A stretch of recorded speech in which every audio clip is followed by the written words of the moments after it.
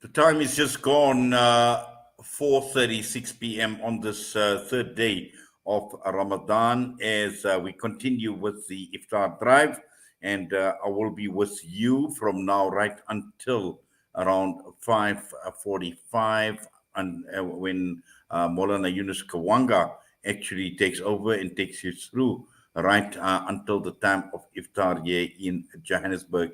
And as we are busy unpacking a number of both local and global issues, one of the issues in South Africa at this point in time is still the water problem. And this is quite interesting because this has been termed as drowning in crisis, where we're talking about rainwater and Joburg Water's epic fail in providing water to Johannesburg. And we're joined now by water expert in the Center for Environmental Management at the University of Free State, Professor Anthony Turton. Professor Turton, good afternoon to you, sir, and welcome to the show. Good afternoon to you and the listeners. Thanks for having me. Yes, so aptly put, drowning in crisis, Dr. Anthony, and talking about just the failure on the part of authorities, and which is described as an epic fail in providing water to Johannesburg. And this has been now a problem, an ongoing problem for a number of years already. Yes, it boggles the mind that we can keep on talking about the Aikenhof pumping station and suddenly have the officials tell us that this is a critical area. Well, if they were on top of their game, they would know that it's a critical area, and they would have a plan or a map in front of them. They would have a flow diagram, and they would know that with that one critical bottleneck that they need to have redundancy, they need to have a backup generator, they need to have a backup pump or something like that. And of course, they haven't got that. So it shows just incompetence of the highest possible order. We know that lightning strikes in the Gauteng area has been known for certainly my entire adult life. We've known that there's high lightning there because Eskom at one stage used to conduct research there simply because it's got such a high lightning strike area. So this is nothing new. It's been known for many, many years. So personally, I reject all of those excuses for non-delivery, and I think it's time that we need to hold these officials accountable, because this simply cannot carry on if we are going to continue to grow our economy and employ our citizens.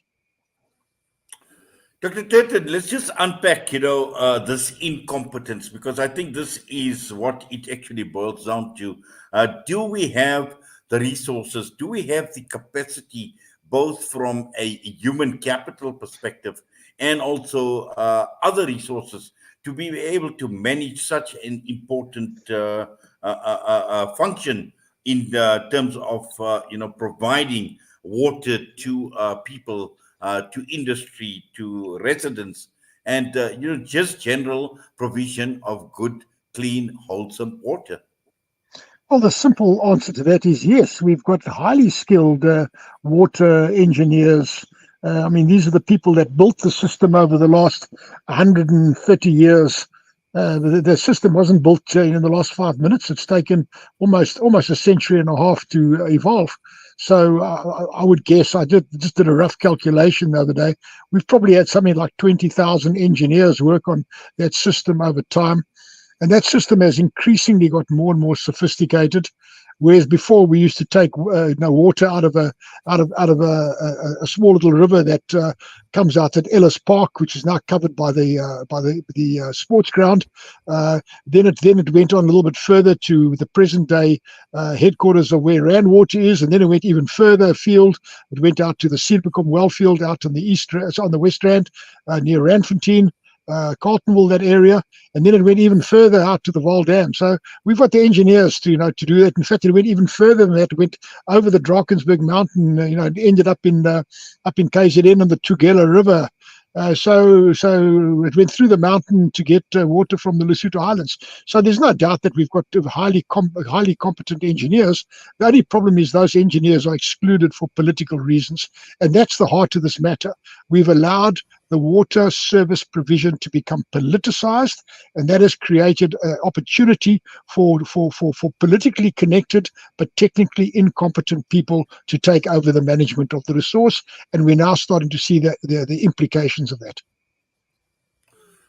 Well, Dr. Turton, I'm actually quite not surprised that you are talking about how politically motivated even the provision of water can actually become, because clearly this is being done to the disservice of the people, and also at the same time just looking at how this country has actually been dragged down for the simple, a problem that, like you mentioned, where there's been massive investment, and the way you describe this thing from Alice Park to the Lesotho Highlands project. And now this has been obviously no being feed. It's just like our electricity when we talk about Eskom and how Eskom was built over a period of time, world-class electricity service provider. And to see all of this, at this point in time where where nothing seems to be working, and all as a result of a lack of political will,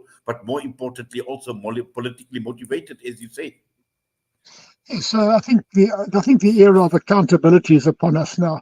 Let's just take another example of what is being said now. So the communication coming out of the city of Johannesburg is confusing. At one level, the mayor says, contact me with any problem and we will sort it out for you.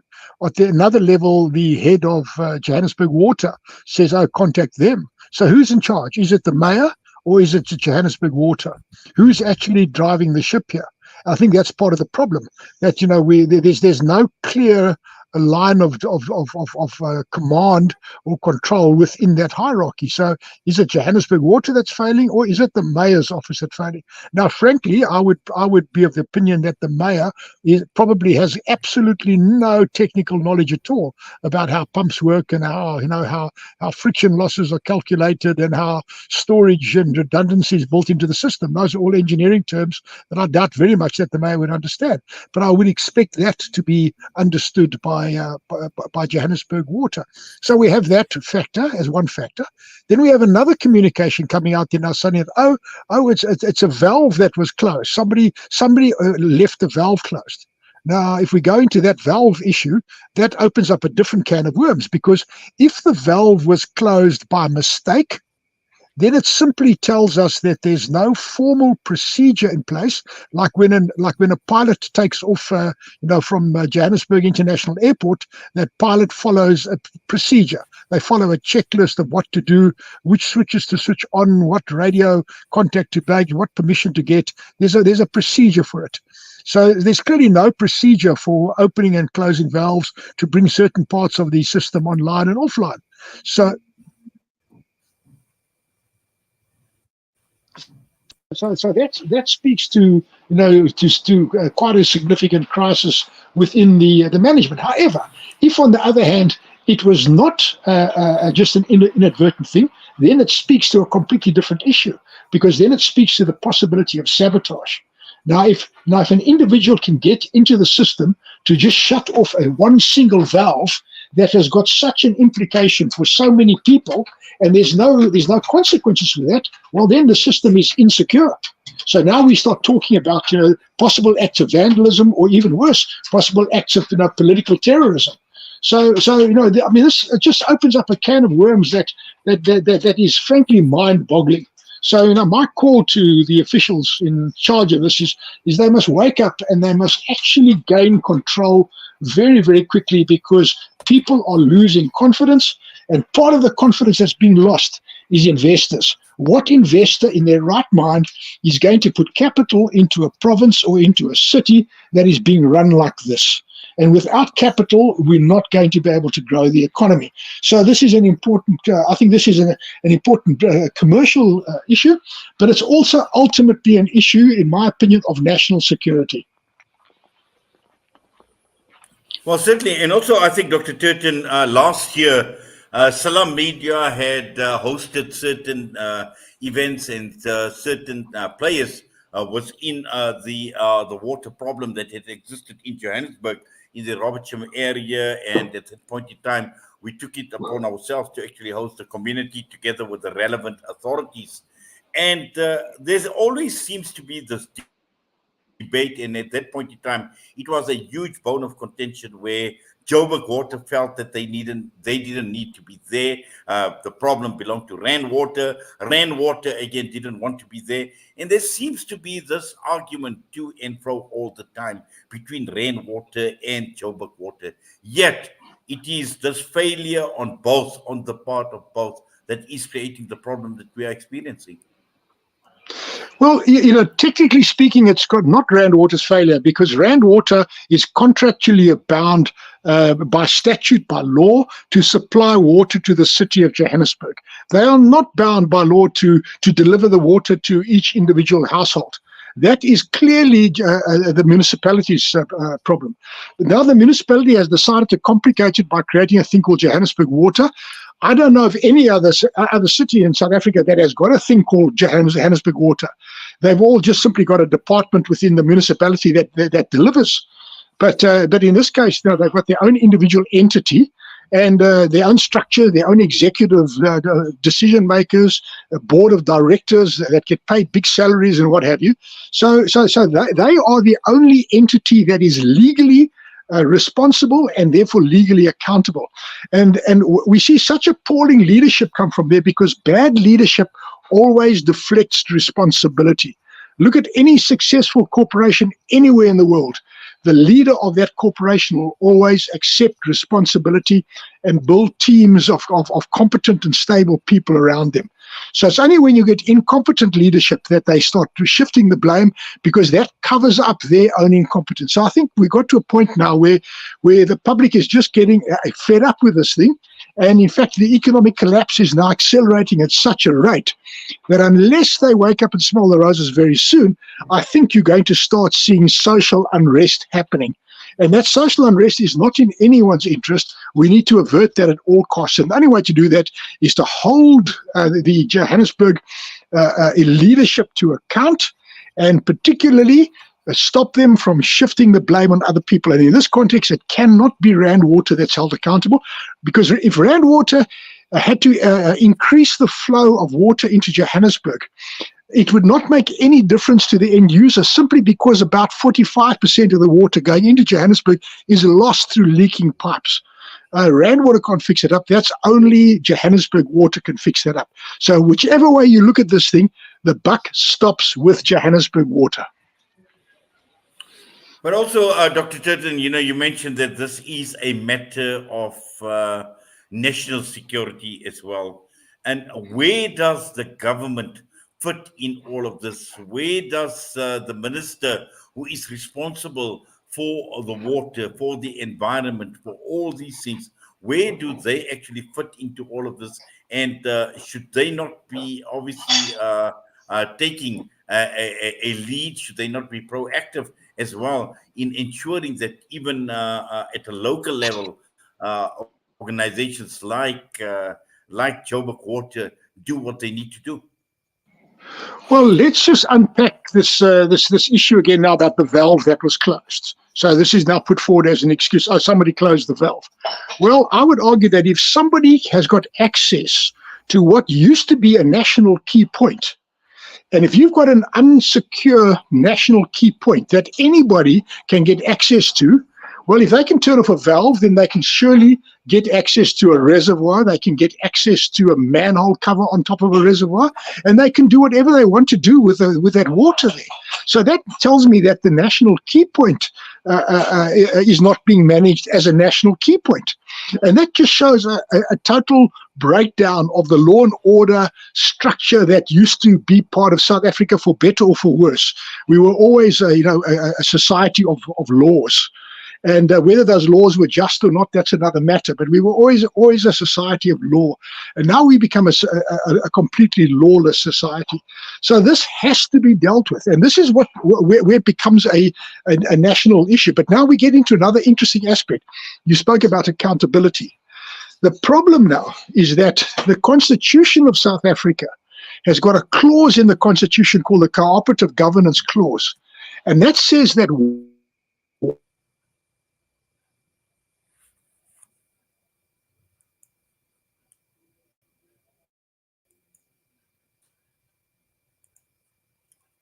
I think we lost Dr. Anthony Turton. There we go, Dr. Anthony Turton. Yes, okay. Sorry, there was just a slight Okay. I don't know where I lost you. So I just mentioned that it's a constitutional matter. This cooperative governance clause that says that one tier of government cannot interfere with the business of another. Now, if this is the case, which it clearly is the case, this has to be litigated in the Constitutional Court to get clarity on that matter. Because how can we have an illogical situation where the Department of Water and Sanitation, as the regulator, as the legal regulator, where they cannot reach out and start corrective actions in the municipality that's clearly going wrong?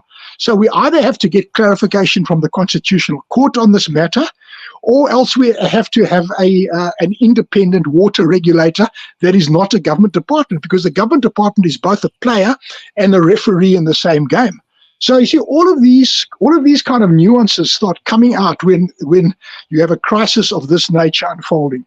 And let us just focus. At the end of the day, while this is a humanitarian crisis of great importance, it is an economic catastrophe, because companies are battling still from the COVID lockdown, etc. They haven't really recovered, and now they're being hit by own goals. We're scoring own goals through the Eskom crisis, and now with the breakdown of water service delivery. So we're constantly sabotaging our own economy, and I'm afraid this is just unacceptable. But we are in an election year, so hopefully people in the election year will use the power of their vote and will do what they believe is the right thing to do. Well, I think so as well, Dr. Anthony. And also, I think just looking at this problem, is this unique to Joburg, or are there other major areas of concern for you at this point in time? Look, it's not unique to Joburg. In fact, this started in 2019 in the city of Cape Town, where they went through day zero. But now the good news about Cape Town is that, yes, they went through a crisis, but they were heavily criticized. There are a lot of capital left the area, but they've recovered. And they've recovered with a very, very smart strategy.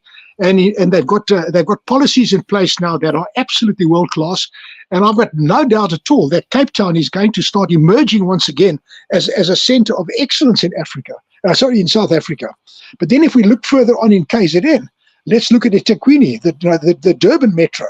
The Durban Metro is probably the first metro in South Africa to have failed. It has failed. It is unable to even fix the things that happened in 2020 during the flooding. We're still battling to fix those things up, and we're now 2024, and we've got other issues on our plate. So I would say that the city of Durban is a failed metro. It's unable to self-correct, and this has obviously got serious implications. I should imagine many of your listeners come from that area as well. So this has got very, very profound implications for livelihoods, for businesses, and for social stability in that area. Well, definitely, and I think this is a major cause for concern. And when one just looks at the failed the results, I mean, or the reasons for these failures, obviously we can unpack those, but we don't have time for that, unfortunately. But there are many, many reasons for that have contributed to the failure of some of these metros as well, and why they are fast becoming very, very concerning to the people who these metros are actually supposed to serve. Dr. Anthony Turton, thank you very much for that, and as always, for your time with us right here on Solar Media. We wish you all the best. It's a pleasure. Thank you very much. Professor Anthony Turton, against the background of the water crisis in Johannesburg, which is becoming huge, is becoming a massive problem For a simple thing like somebody switched off a valve, really, now that is the one thing. Then there's talk about lightning, there's talk about just so much, but at the end of the day, it is a failure to provide basic life-saving services to the residents. Let's think about the hospitals, and this is the reason why there are many that are saying, and although we don't admit it, in their view, some are saying that we are a failed state already. We became a failed state a while back. And is there anything on the horizon that will change in the near future? We know elections are coming up, but at the same time, even if we are talking about a national election, what is essential for you and I on a day-to-day basis are municipalities. They are constitutionally mandated to procure, to provide critical services, and they wield more power than the national and provincial governments in this regard, because on a day-to-day basis, these are people, these are organizations and municipalities that provide us with the most basic of needs, the core needs: water, electricity. And we already know that the problem on the side of electricity is well established. We see load shedding. Right now, as I am sitting with you, we are experiencing load shedding. And we find that municipalities cannot offer any real relief. And again, water is another problem where we're looking at the Department of Water and Sanitation saying that 45% of water in South Africa is lost within municipal water systems due to poor infrastructure, poor maintenance, illegal connections. And when one looks at the average global norm, we talk of a world class city, Johannesburg, a world class African city. We're talking of 45% of water that is lost, where the global average is around 15%. And in a water scarce country like ours, this definitely is not on. So these are problems. These are problems that we are definitely faced with. And these are problems that we need to think about when we head into the elections. You know, sometimes we only, when we're looking at political parties, we look at it from an angle that basically suits us. It suits our purpose, it suits our needs, it suits our affiliation. Where do we stand on certain matters? Yes, those are important, but take a more critical look, take a holistic look, and then you can then decide for yourself in terms of who you would want to vote for.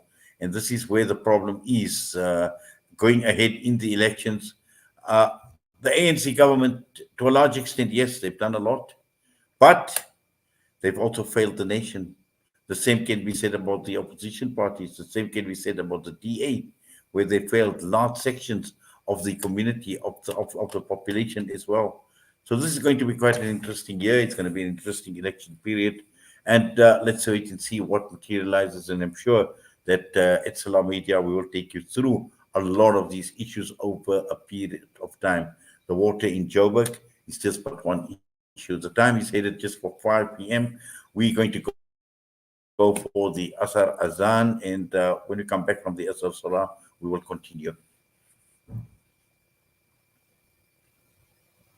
Salam Media